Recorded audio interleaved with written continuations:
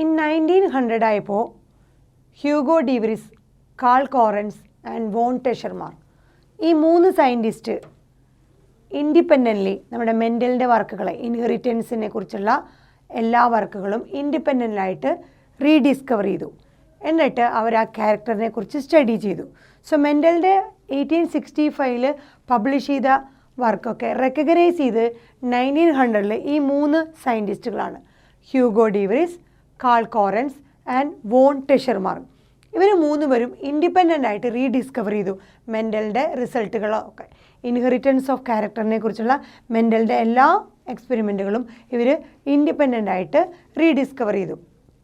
പിന്നെ എന്താണെന്ന് വെച്ചാൽ മെൻ്റൽ ആ കാലഘട്ടങ്ങളിൽ മെൻ്റലിന് ഈ പറഞ്ഞ ഫാക്ടറുകളെക്കുറിച്ച്, ജീനുകളെക്കുറിച്ച്, ഫാക്ടർ എന്ന് പറഞ്ഞതിനെക്കുറിച്ച് ഫിസിക്കൽ കൗണ്ടർ പാർട്സ് എന്താണ്, അതിൻ്റെ ഫിസിക്കൽ പ്രൂഫ് തരാൻ പറ്റിയില്ല. എന്തുകൊണ്ടാണ് ഈ ജീൻ ഉണ്ടാക്കിയിരിക്കുന്നത് അതൊന്നും തരാൻ പറ്റിയില്ല. So Mendel was not aware of the physical counterpart associated with heredity and details of cell division. So മെൻ്റലിന് ഫാക്ടേഴ്സാണ് ഈ ക്യാരക്ടേഴ്സ് ട്രാൻസ്ഫർ ചെയ്യണമെന്ന് മാത്രമേ പറയാൻ പറ്റുള്ളൂ. അതൊരു ഫിസിക്കൽ പ്രൂഫ് തരാൻ പറ്റിയില്ല. അതുപോലെ തന്നെ ആ ഫിസിക്കൽ കൗണ്ടർ പാർട്ടിനെ കുറിച്ച് കറക്റ്റായിട്ടൊരു അവെയർനെസ് ഉണ്ടായിരുന്നില്ല.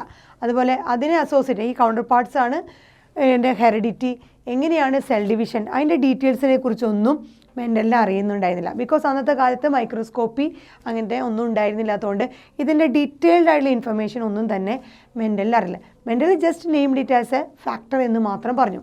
സോ ഈ ഇൻഹെറിറ്റൻസിന് കാരണക്കാരായത് ഫാക്ടറുകളാണെന്നും അതെങ്ങനെയാണ് ട്രാൻസ്ഫർ ചെയ്യണമെന്നും മാത്രമേ ഉള്ളൂ. സോ അതിൻ്റെ കൗണ്ടർ പാർട്സുകൾ എന്താണ്, അത് എങ്ങനെയാണ് ഹെറിഡിറ്റിയുമായിട്ട് എഫക്റ്റ് ചെയ്യണേ, അതിൻ്റെ സെൽ ഡിവിഷൻ എങ്ങനെയാണ്, ഡീറ്റെയിൽസ് അതൊന്നും തരാനായിട്ടുള്ള ഫിസിക്കൽ പ്രൂഫ് ഒന്നും തരാനായിട്ട് മെൻ്റലിന് പറ്റിയില്ല.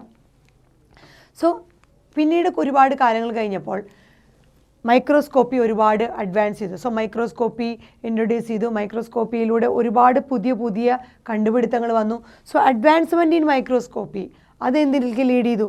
അത് observe and study cell structure.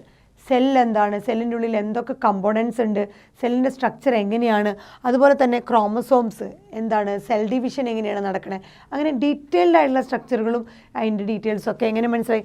മൈക്രോസ്കോപ്പിയിലൂടെ.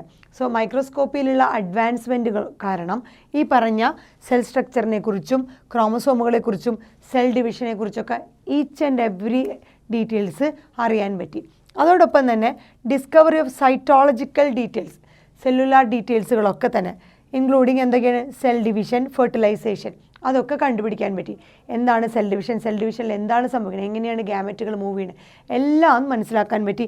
അതുപോലെ ഫെർട്ടിലൈസേഷൻ എല്ലാം ഈ പറഞ്ഞ മൈക്രോസ്കോപ്പിയിലൂടെ കണ്ടുപിടിക്കാൻ പറ്റി. സൈറ്റോളജിക്കലായിട്ടുള്ള ഇൻഫർമേഷൻസ് എല്ലാം കിട്ടി. അപ്പോൾ ബയോളജിസ്റ്റ് എന്ത് ചെയ്തു? അതുവഴി ഈ സൈറ്റോളജിക്കൽ ഡീറ്റെയിൽസ് മൈക്രോസ്കോപ്പിലൂടെ ഡിസ്കവർ ചെയ്തതോടുകൂടി ബയോളജിസ്റ്റ് ഒബ്സർവ് ചെയ്ത കുറച്ച് കാര്യങ്ങളാണ് certain similarities between behavior of genes. അതായത് നമ്മുടെ മെൻ്റലിൻ്റെ ഫാക്ടർ എന്ന് പറയുന്നതാണ് നമ്മൾ പറയുന്ന ജീൻ.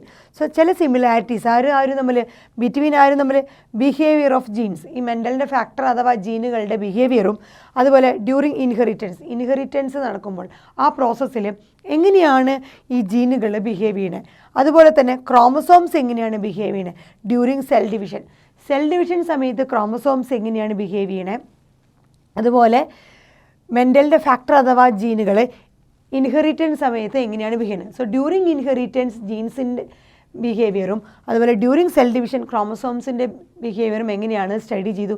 അതിനുശേഷം അവർ തമ്മിലുള്ള സിമിലാരിറ്റീസ് ബയോളജിസ്റ്റിന് ഒബ്സർവ് ചെയ്യാൻ പറ്റി. അതിൻ്റെ ഭാഗമായിട്ട് നമ്മുടെ ജീൻസും ക്രോമസോംസും തമ്മിൽ ഒരുപാട് സിമിലാരിറ്റീസ് ഉണ്ടെന്ന് കണ്ടുപിടിച്ചു. എന്തൊക്കെ സിമിലാരിറ്റീസാണ് ജീൻസും ക്രോമസോംസും തമ്മിലുള്ളതെന്ന് നമുക്കൊന്ന് നോക്കാം.